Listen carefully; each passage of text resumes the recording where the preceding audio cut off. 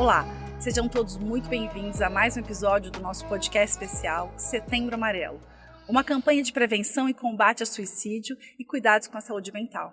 Eu sou a Aline Centenari e fui convidada a ser a mediadora nesses bate-papos tão importantes. Estamos muito felizes em ter você aqui conosco. Lembrando que esse projeto ele teve iniciativa com a Rádio Difusora 1010 e a Clínica de Psiquiatria de Lençóis Paulista Libertar, e graças à realização da Ascana e seus parceiros. Nesse segundo episódio, nós vamos mergulhar em um tema muito atual e que afeta as pessoas hoje em dia. A busca do verdadeiro sentido da vida, os desafios da felicidade num mundo conectado. Vivemos em uma era de pressões e hiperconectividade, onde a busca pela felicidade e o bem-estar está mais presente do que nunca. Ao mesmo tempo, estamos enfrentando desafios emocionais e psicológicos, sem precedentes. Existe uma frase que eu gosto muito do Viktor Frankl. Ele é um filósofo que ele diz o seguinte: quando um homem não consegue encontrar um sentido profundo, ele se distrai com prazeres. Então, como vocês podem ver, a gente pode enxergar a busca pelo sentido da vida, especialmente entre os jovens, que muitas vezes parecem estar distraídos com tantas informações e com tantos estímulos externos. E para discutir esse tema, eu tenho aqui duas convidadas muito especiais e queridas, que é a Mariese Moreto de Amaral Brígido, que ela é psicóloga e que atua na área de gestão de pessoas e meio ambiente organizacional. Ela cuida principalmente da seleção dos jovens do projeto das Ascana Jovem Aprendizes.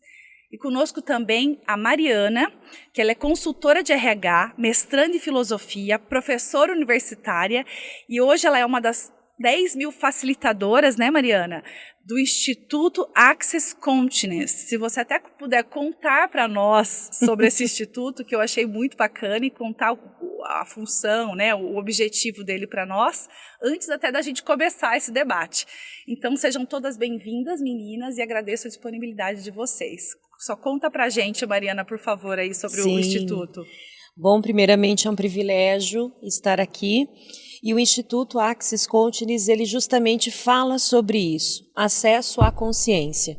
É um conjunto de ferramentas inspiradas na filosofia, inclusive com essa questão filosófica e demais temas como psicologia positiva, enfim.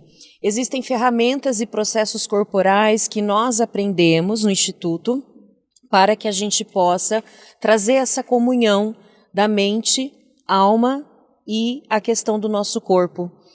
Nós passamos a nossa vida entendendo que o nosso espírito, né, a nossa alma é maior que tudo isso. Porém, é um resgate do quanto o nosso corpo ele é o nosso templo. Então, ele é importante. E não no sentido estético da palavra, no sentido de o quanto você escuta o seu corpo. A gente até tem uma máxima que fala que o seu melhor amigo é o seu corpo. Ele sabe o que você sabe. Ele sabe quando aquilo vai fazer bem, quando, né, por exemplo, você é convidado para ir numa festa, nós falamos muito sobre alegria, né? Até nós temos um mantra que, filosoficamente, o mantra é comprovado, assim como a oração, esse poder da nossa fé. E nós convidamos a facilidade, a alegria e a glória. Facilidade não é preguiça, facilidade é o exercício de trazer leveza para a sua vida.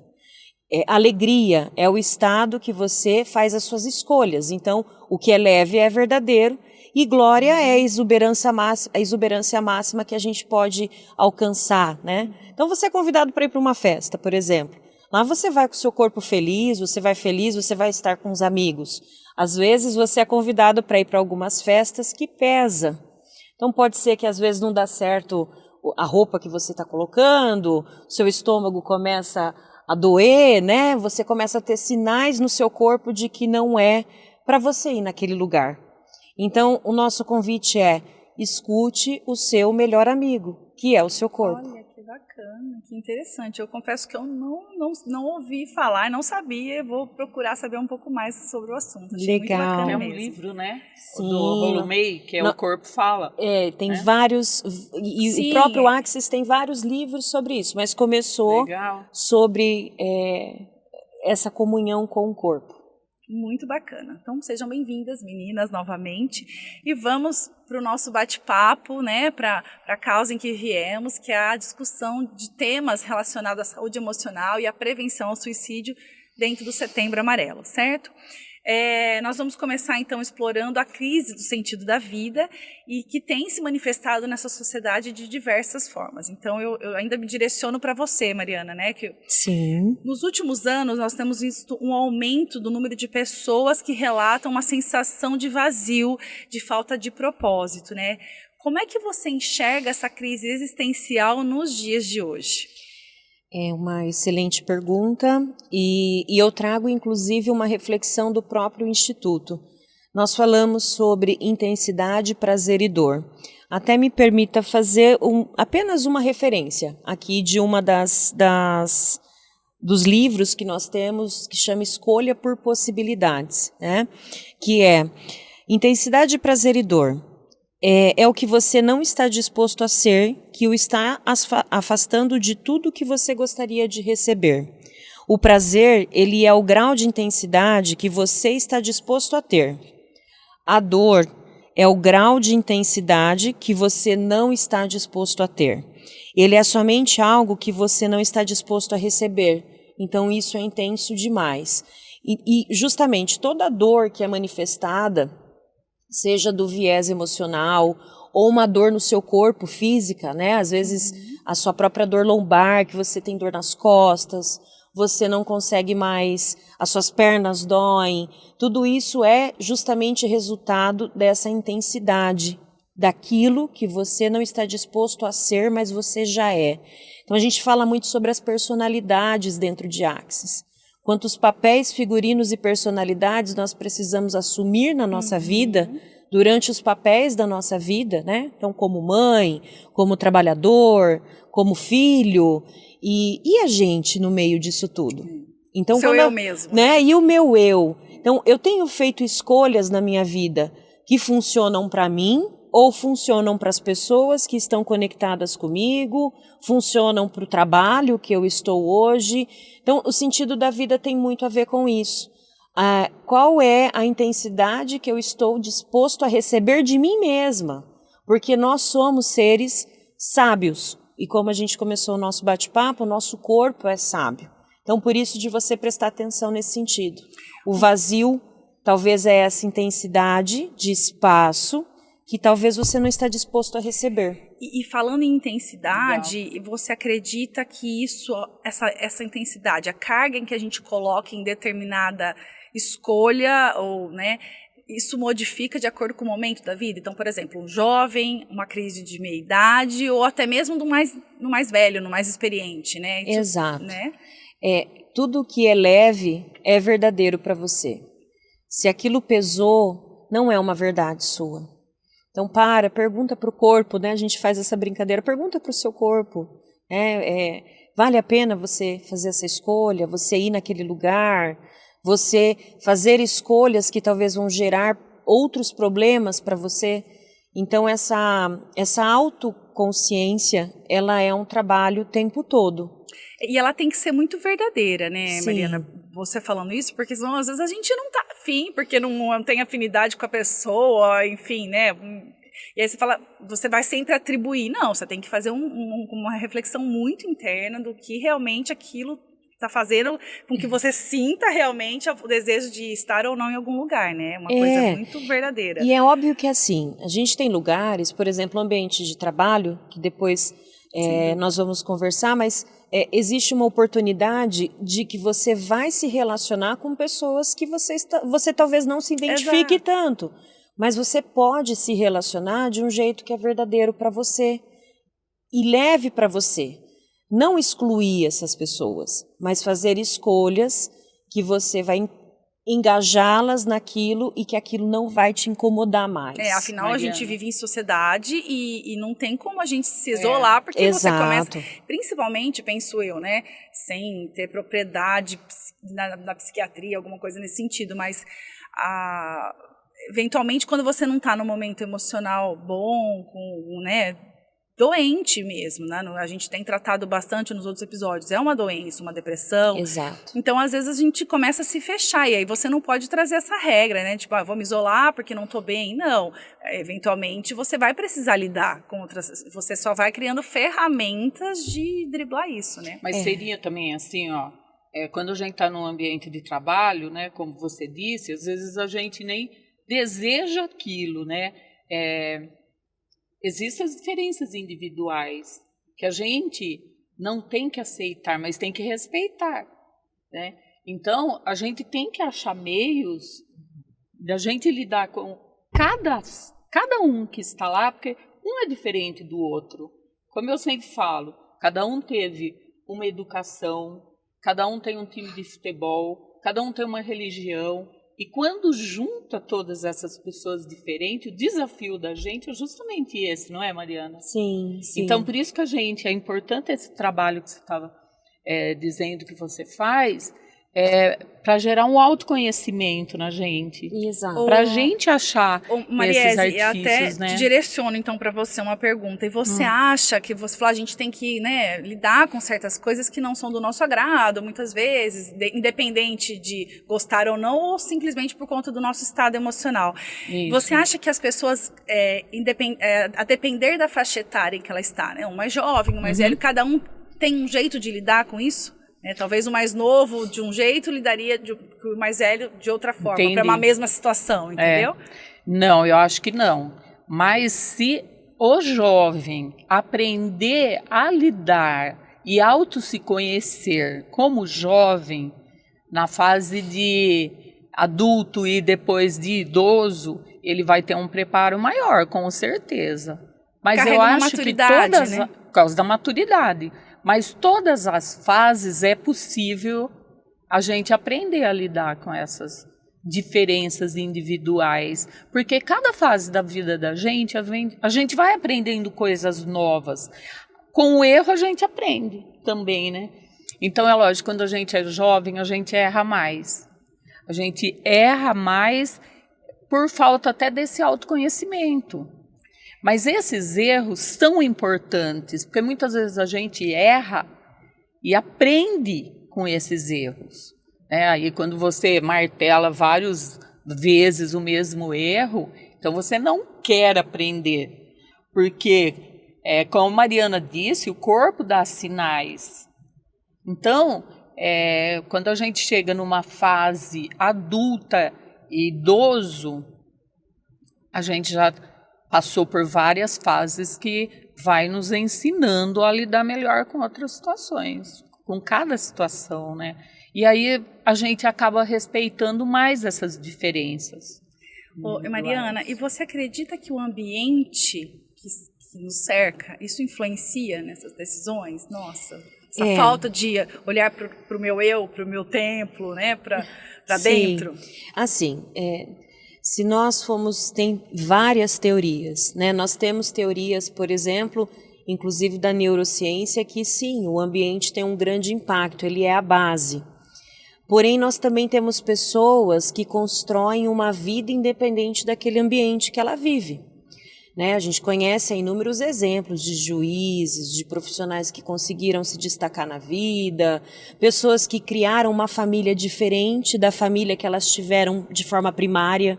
Então, transmutaram essas emoções primárias que elas vivenciavam. Então, tudo isso tem muito a ver com esse olhar para o seu propósito e entender que esse vazio, em vez de ser vazio, se a gente pode convidar a substituir essa palavra. Não é o espaço que a vida dá para você, para olhar para você. Então, em vez de vazio, é um espaço de possibilidades. E a gente se perde com tudo isso, porque quando a gente tem possibilidades, é tantas escolhas que podem ser feitas. E então, assim, pelos estudos, a gente tem sim estudos que revelam a importância do ambiente. Porém, pela ciência empírica, essa prática da vida, nós temos pessoas que conseguiram transbordar o ambiente que viviam. E inúmeros casos, eu já ouvi inúmeras pessoas, inclusive pessoas que eu conheço da nossa região, que fizeram da vida dela um verdadeiro milagre. Então, nós somos seres humanos milagrosos, nós somos capazes de trazer esse milagre para a nossa vida. Pode ter influência, mas como seria você olhar para as escolhas em vez dessas influências, seja elas qual forem? Que é o que a gente hoje carrega como os casos de superação, né? A gente rotula desta forma, os casos de superação. Sim. Esse autor que eu mencionei anteriormente, no início, o Viktor Frankl, ele é um psicólogo, né, que viveu no campo de concentração. Viveu. E esse livro me chamou muito a atenção, e por isso eu repito e trago ele novamente, que ele fala da frustração existencial, né, momentânea, daquele momento. Ele falou... Todos estavam numa situação que parecia não ter realmente saída. Para muitos, infelizmente, não teve. Mas ele sempre tentava enxergar a oportunidade daquele momento, até de sofrimento, ele fala, né? E o legado que ele transformou com essa experiência. Exatamente. E ele fala muito que as pessoas deixam de ter uma felicidade genuína, um bem-estar genuíno, para uma felicidade momentânea, né? Porque eles... Nem sempre a gente está num momento pleno de felicidade. A gente tem as dificuldades dentro da felicidade, de uma vida boa, né? Então... E tem coisas que a gente não vai ter controle mesmo. Exatamente. E ver beleza nisso é a grande questão. Você vai ficar triste, né? As emoções primárias, né? Você vai ficar, sim, eu vou ficar triste. Eu não posso controlar isso. Eu vou ficar muito alegre, sim. Eu vou ter o meu momento de medo, sim. Eu vou ter o meu momento de repulsa, né, e eu não vou aceitar aquilo, eu vou. Mas vivenciar isso com uma beleza, com um certo olhar de ok, isso me estimula essa emoção. E saber dividir isso, como que você vai conduzir, escolher o que vai fazer sentido e ver beleza, inclusive, nesse momento, né, que foi o que o Viktor é um grande filósofo, a gente estuda muito sobre ele, e ele desse legado, do momento que ele vivia ali, ele deixou um imenso legado sobre isso. Exatamente. Então ele encontrava momentos de felicidade mesmo naquele ambiente extremamente desumano. Exatamente. E por isso que eu reforço, e até Mariese, talvez eu concordar comigo, para passar para os jovens principalmente, que todo sentimento, né, que a gente pode encontrar hoje, pessoas talvez que possam estar nos ouvindo com depressão, tentando entender o que está sentindo, todo sentimento é verdadeiro, né? Sim. Então nós como sociedade, como família, a gente tem que respeitar as dores, né? De um adolescente que está sofrendo de amor, a gente, para às vezes mais maduro, fala, nossa, mas para que tanto? Mas para ele é real aquela dor. Sim. Então a gente tem que acolher e não julgar, não é isso, Mariese? Com certeza.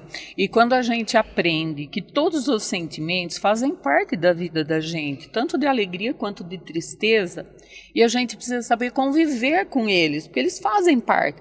Como você disse, tem momentos que a gente está feliz e tem momentos que a gente não está.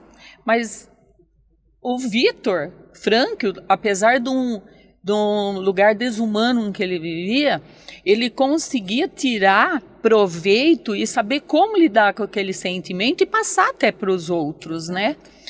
Tem até um filme que eu não vou lembrar agora o nome, que é do rapaz que tinha o filhinho, que ele ficou desempregado, ele tinha que carregar, foi despejado. Sim. E ele lidava, e ele conversava com o filho, sempre assim, ele teve que dormir num banheiro público, e ele falava que era uma casa. Em busca da felicidade, alguma coisa assim. Isso, em busca da felicidade. Em busca da felicidade. Esse filme também retrata bem isso, né? Essa força que esse pai mostrava para o filho. Então, muitas vezes, nos lares, os pais estão passando por alguma dificuldade financeira e os filhos ouvem tudo aquilo. Muitos filhos saem em busca de um trabalho para ajudar e outros já desviam o caminho, porque falam assim, aqui está bagunçado, não consegue lidar com isso. Muitas vezes os pais não percebem essa saída, essa desviada que os filhos estão dando, né? E precisando dessa ajuda.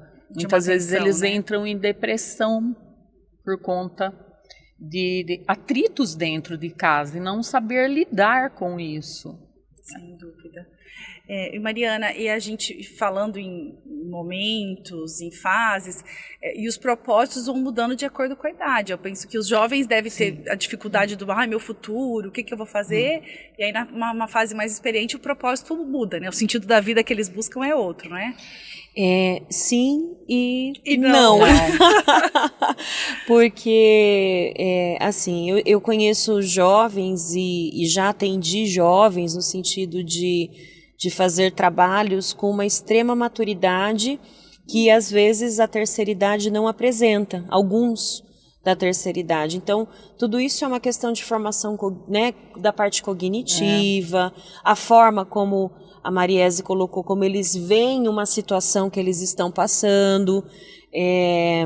Mas o convite principal, independente da idade que você está, né, o quanto você honra justamente, né, da onde você veio, reconhece isso é importante.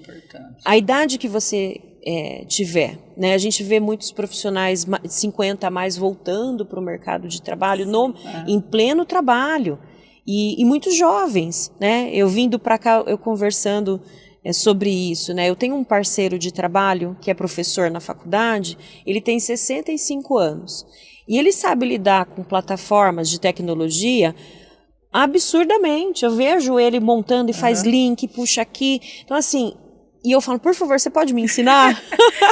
Então, mais assim, do que muito jovem, é né? A forma, é a forma, é o modelo mental. Então, vamos colocar assim, a gente, dentro da parte comportamental, a gente usa muito a metáfora do iceberg. E vamos trazer uma metáfora do tapete. A gente coloca lá embaixo do tapete nossos pensamentos, nossas emoções e nossos modelos mentais, que é a forma como a gente enxerga as coisas. Então isso não tem assim uma faixa etária, não tem a ver com idade, tem a ver com maturidade. E maturidade é sempre uma oportunidade de escolha. Então se eu honro, se eu sou grato, agradecer, eu tenho R$1 hoje. Gente, eu tenho R$1. Como eu posso criar mais disso, né? Então eu sou grato. Se eu me respeito as pessoas, né? A gente chama de 5 elementos da vida saudável, né? Então é honra, gratidão, respeito, confiança e vulnerabilidade. O que é a vulnerabilidade? Não, eu não sei fazer isso. Não, eu não vou dar conta. Olha, gente, aqui é meu limite. Obrigada, eu vou até aqui. Daqui não dá. Então, o seu barulho está me atrapalhando, eu não consigo me concentrar, ou não é o momento agora, eu não consigo, eu estou passando por uma dor grande, uma perda grande, eu não consigo definir nada. Então, se eu consigo ter esse espaço de vulnerabilidade comigo mesmo, você não precisa ser o super-homem, né, ou a super-heroína, nós não precisamos disso. Então, se a gente consegue trazer esses 5 elementos, as coisas fluem, independente da idade que eu estou, porque é tão difícil para quem tem 60 mais, quanto para quem tem 20 mais. São os extremos. Mas, Mariana, você concorda que são poucas as pessoas que têm esse acesso para ter esse desenvolvimento, essa consciência? Sim, né, concordo. Desses 5 elementos. Principalmente a vulnerabilidade. Que tanto o jovem quanto os mais velhos às vezes não aceitam assim, né? Não fala, daqui para frente eu não consigo mais fazer. Porque o mercado de trabalho se fecha também depois dos 50. A nossa realidade, ela é densa. Ela é. Então, enquanto em países asiáticos os 50 é valorizado pela experiência, aqui nós não temos isso. Ele se fecha o mercado de trabalho. Então, às vezes, quando a Aline pergunta, né, tanto o jovem quanto o mais idoso, você acha que eles têm assim, o mesmo propósito? Se o jovem aprende tudo isso já cedo, é lógico que ele vai chegar numa fase de... Mas todas as fases eu acho que é importante o começar. E o aceitar que é vulnerável, sabe? Bem colocado. Nós sabemos que A realidade, por vezes, não permite. Não. Né? E por isso, é um privilégio você ter o acesso Isso. e a permissão. A gente permissão. fala que antes da consciência vem a permissão. Porque a consciência não é algo para ser pesado, né? É algo para ser leve. E a permissão de você, até aqui eu vou. Isso vai em todas as idades. Vai em todas as idades. Bom, em casa eu tenho uma filha de 4 anos e ela manifesta quando ela não consegue, né? E tem momentos que você vê que a criança ela sente, né, raiva, ela fica alegre de uma forma mais genuína, porque ela não tem os filtros que a sociedade vai colocando em nós. Isso é verdade. Porém, a gente pode dizer que isso é apenas um interessante ponto de vista. Tem uma ferramenta incrível, que essa eu deixo para a gente continuar trabalhando o nosso sentido da vida, do fundo do coração. Todo julgamento, toda comparação, tudo aquilo que chegar para você de outras pessoas, ou de você mesmo, porque a gente se auto-julga demais. Sim. Eu acredito que nós fazemos isso mais com a gente mesmo que o cruel, outro. Às vezes o outro tem nem consciência, né, de tudo isso. Então, assim, até para você mesmo. Os próximos 3 dias eu vou convidar vocês. Só 3 dias, tá? Não precisa ser muito, não. Para todo julgamento, para toda comparação, interessante ponto de vista que eu tenho esse ponto de vista. Você vai falar essa frase para você, eu vou repetir. Ela salvou a minha vida muitas vezes, e muitas pessoas que eu atendi com síndrome do pânico, com depressão, com sinais de realmente que estavam assim, passaram, né, da questão dos transtornos, né, porque nós podemos estar irritados, o nosso corpo nós entramos num processo de fadiga, de cansaço. Isso são sinais antes de acontecer a própria doença. Sim. Né, que é a depressão, são sinais. Você não tem vontade de fazer mais nada, você não tem paciência com a sua família, com os seus amigos, com as pessoas que estão à sua volta. Você se irrita por qualquer coisa. Então, na hora que isso começar a acontecer, que é natural, todos nós, inclusive a Mari aqui, né, é ser humano, a gente tá, nós estamos juntos nessa jornada. Tudo que acontecer e que esse julgamento vir para você, você fala. Interessante ponto de vista que eu tenho esse ponto de vista. Começa por você. Interessante ponto de vista que a pessoa tem esse ponto de vista. Para o jornal da TV, que às vezes a gente escuta, né? Tem mais notícia ruim na televisão do que boa. Interessante ponto de vista que ele tem esse ponto de vista. Aquela tragédia aconteceu? Aconteceu. Nós absorvemos porque nós somos seres humanos psíquicos. Então, pensamentos, sentimentos e emoções são absorvidos e às vezes não são nossos.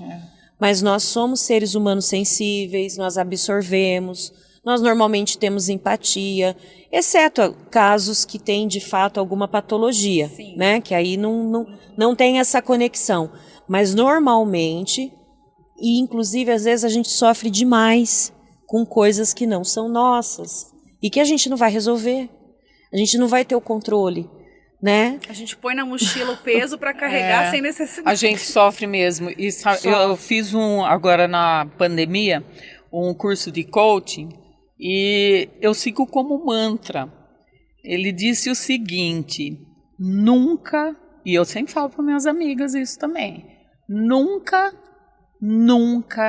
dê a ninguém o poder de tirar a tua paz de espírito.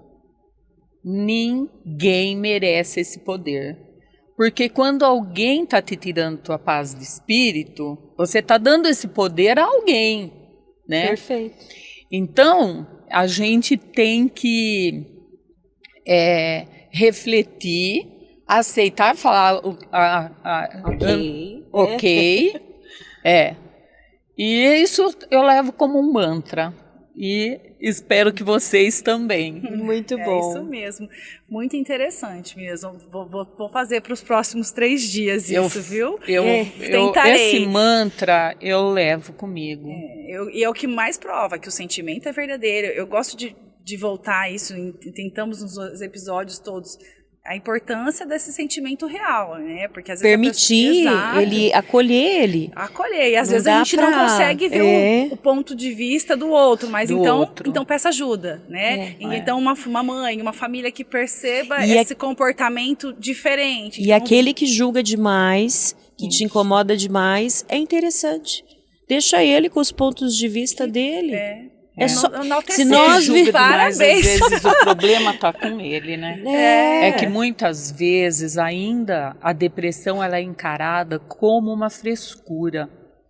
Tem muita gente que fala assim, eu não tenho tempo para ter depressão. Nossa, aquilo lá é frescura. Porque tem tempo. Não é nem para o outro, é para si mesmo, né? Imagina, não dá nem tempo de ficar doente. Não dá nem tempo, mas aí vê o outro com algum problema. E hoje em dia também, eu acho que está muito fácil. Você vai num psicólogo, ele te dá uma receita, você vai fazer uma psicoterapia. A gente aprendia muito isso na faculdade, né? Que o paciente fala assim, ele não sai de lá com uma receita pronta na mão para ir na farmácia e comprar, né, Mariana, Exato. O remédio. Então ele vai num neurologista, sei lá, num psiquiatra, e ele te dá uma receita e você sai lá já taxada como depressiva. E às vezes você está passando só um momento de estresse. Você só precisa aliviar um pouco. E quantos meses demora para o medicamento fazer efeito? Efeito. E assim, você sai de lá com uma receita, você é taxada e o resto da vida você passa dependendo desse medicamento. Então, muitas vezes, porque eu acho muito importante também, tem muitas fases que realmente necessita, mas se você tem uma ajuda profissional, você consegue aprender a lidar com todos esses sentimentos, porque muitas vezes, quando você vai procurar ajuda, você já está numa fase terminal. Que nem mesmo ajuda de medicamento vai resolver mais. Então, quando você percebe um primeiro sinal, já é hora de você procurar uma ajuda. Mas nem sempre essa pessoa procura ajuda, porque ele não se acha doente. É a mesma coisa de um viciado em droga, acha que sempre ele pode parar. Por isso que não, eu posso parar. Quando eu quiser, eu paro. Do Setembro Amarelo, ela fala muito, né, que é um problema de todo mundo, né, as doenças emocionais, a prevenção ao suicídio é para a sociedade mesmo. Então, a pessoa às vezes não quer aceitar e a gente tem que ir procurando meios para ajudar, orientar. Que nem falar, mas se você sai com um medicamento, tá, mas às vezes é o caminho que você tem para encontrar a saída. Sim. O mais importante de tudo é a gente ter a certeza de que existe um futuro que pode ser diferente. Né? Existe possibilidades em vez de vazio. Exatamente. Esse vazio pode ser preenchido.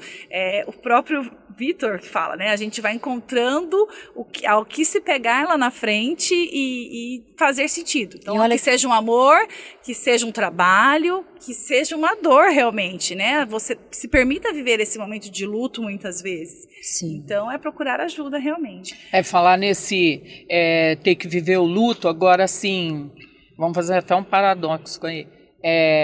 Quando você falou da sua filha de 4 anos, quando ela manifesta, né, os sentimentos, ela já manifesta.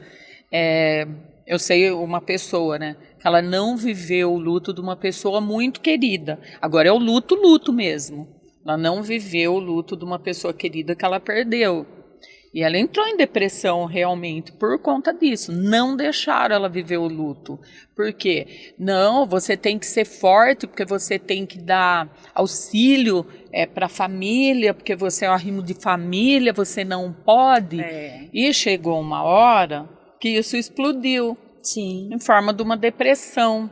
Olha quantos julgamentos para essa pessoa... que são interessantes pontos de vista. Ela precisava viver esse luto. E ela precisava viver. Quem disse que ela precisa ser forte? Exatamente. Quem disse? Então, é a mensagem, ninguém está sozinho, Exatamente. né? Estamos aqui. Exato. Caminhando para o nosso final, infelizmente, mas eu não poderia deixar de trazer esse tema para dentro da questão do sentido da vida é a questão do mundo digital, né? A gente tem sofrido muita influência, achando que aquilo que a gente vê é o que faz realmente sentido, né, Mariana?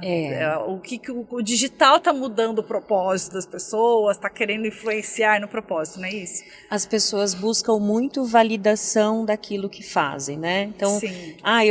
eu falo eu mesma, né? A gente está ali, a gente vai almoçar uma coisa diferente, vai, né, tomar um café diferente, tira foto, olha aqui que legal, né? Faz uma viagem. E o mundo não é tão cor-de-rosa quanto o Instagram, né? E o mais interessante é o seguinte, além do julgamento, que o julgamento tem a ver com você saber lidar com ele, para manter forte o seu sentido da vida, quando a gente vai para o mundo digital, porque hoje eu vejo com os meus alunos, a gente tem a sala, né, a sala presencial, mas eu tenho uma sala virtual. E ali a gente troca muito. E eu falo, nossa, como às vezes um aluno presencialmente é de um jeito e virtualmente ele tem outras habilidades. Então, assim, são as personalidades. Lembrem sempre disso. Quantos figurinos, papéis e personalidades a gente faz. E o mais importante, quando vai para o mundo digital, é a comparação. Ela dói demais. Porque né, o lance a grama do vizinho é mais verde, o casamento da pessoa é mais feliz. Nossa, olha os filhos deles, como eles são lindos, e os meus. Ou, nossa, como o emprego, a vida dela é melhor, né? Então, porque a gente não sabe o que a outra pessoa passa nos bastidores. Mas a internet, né? No TBT que a gente fala, né? O TBT. Então, quem vê postagem não vê o TBT, né? Que a gente brinca. Antes era quem vê cara não vê coração. Agora quem vê postagem não vê o TBT. Mas a internet está passando muito isso. Ela é muito boa, traz muitas informações. Sim. E muito rápida.